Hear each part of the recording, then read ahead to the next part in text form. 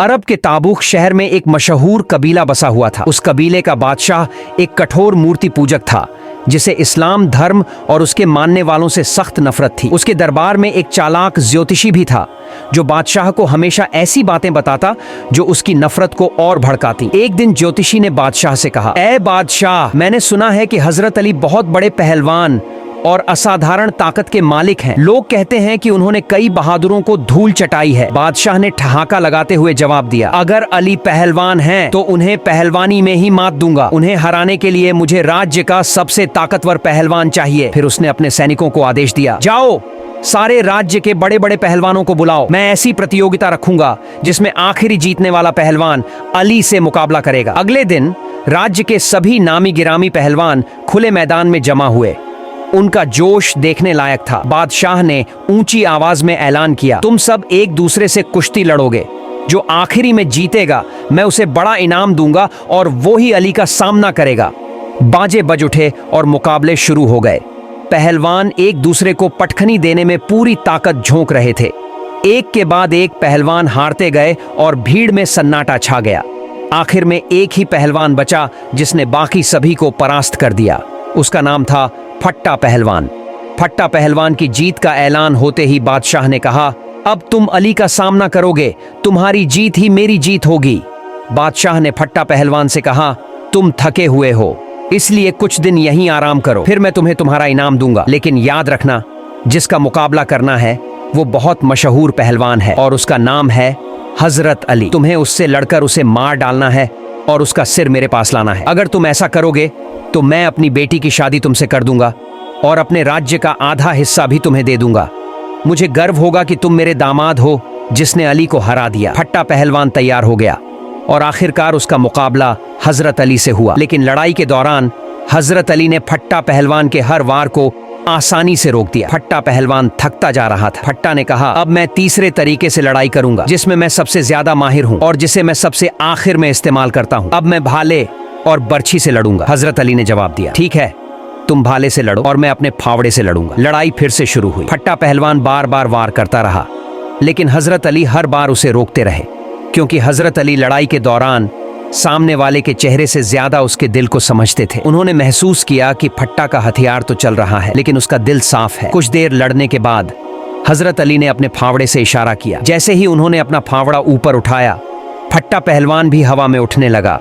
ये नजारा देखकर फट्टा और उसके साथी घबरा गए। वो सोचने लगे, अगर इस व्यक्ति में इतनी ताकत है तो हजरत अली में कितनी ताकत होगी। फट्टा ने कहा, हे अजनबी योद्धा, मैं हार चुका हूं, मैं अपनी हार मानता हूं। तुम जीत गए लेकिन अब मुझे नीचे उतार दो। हजरत अली ने उसे नीचे उतार दिया और अपना फावड़ा एक तरफ रख दिया। फिर उन्होंने कहा, अब बताओ फट्टा, तुम क्या कहना चाहते हो। फट्टा पहलवान ने कहा, हे अजनबी योद्धा जिसे मैं अब दिल से मानता हूँ, आप सच में महान हैं। हजरत अली ने कहा, फट्टा, क्या तुम जानते हो कि तुम किसके दर पर आए हो। अली के दर से आज तक कोई खाली हाथ नहीं गया। फट्टा ने जवाब दिया, हे अली इब्न अब्बू तालिब, अगर बात सिर्फ इनाम की होती तो मैं आपसे मांग लेता, लेकिन सच कहूं तो मैं आपका सिर लेने आया था। हजरत अली ने कहा, अगर सिर की बात है तो क्या हुआ, ये गर्दन जो अली के पास है उसे लो, अपनी तलवार निकालो और मेरा सिर काटकर अपना मकसद पूरा कर लो। ये सुनकर फट्टा बोला, हे अली, इतने समय बाद मुझे कोई सच्चा नेता मिला है, इतने दिनों बाद मुझे कोई सच्चा इंसान मिला है, इतने दिनों बाद मुझे कोई सही रास्ता दिखाने वाला मिला है और मैं उसकी गर्दन सिर्फ एक औरत के लिए काट दूं, ये कभी नहीं हो सकता। मैं आपको मारने और हराने आया था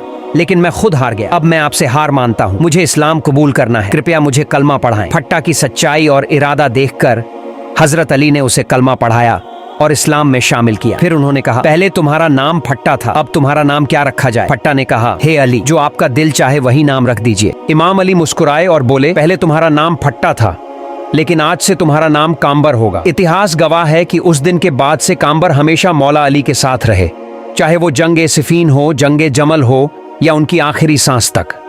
एक दिन हजरत अली बाजार गए और देखा कि एक ईसाई आदमी एक जिरह लोहे का कवच बेच रहा था। हजरत अली ने उस जिरह को पहचान लिया और तुरंत उस आदमी के पास जाकर बोले, यह तो मेरी जिरह है।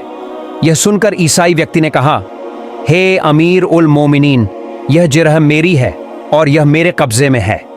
हजरत अली ने कहा, ठीक है, तो चलो काजी न्यायाधीश के पास चलते हैं, वहीं इसका फैसला होगा। दोनों काजी की अदालत की ओर गए। उस समय के काजी का नाम था शुरह। जब काजी ने हजरत अली को आते देखा तो वो अपनी जगह से उठकर उन्हें अपनी सीट पर बिठाने लगे, लेकिन हजरत अली उनके बगल में ही बैठ गए।